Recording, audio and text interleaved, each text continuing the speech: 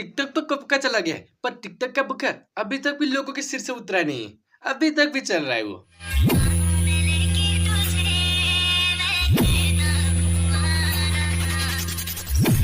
अरे भाई, ऐसा खतरनाक ट्रांसफॉर्मेशन वाला वीडियो देखने के लिए आंखों में ईयरबड और कानों में चश्मा लगाना पड़ेगा। क्या बोला तूने? और ये जो वीडियो के चक्कर में तूने 1 किलो आटा बर्बाद कर लिया, घर पे जा, मम्मी डंडा लेके खड़ी होगी। बाहुबली। अबे भज्जू भाई, अपने भाई को अपने साथ लेके जाओ जल्दी। देखो कैसा ट्रांसफॉर्मेशन वीडियो बना रहे। कैसे कैसे लोग रहते हैं यार यहाँ पर।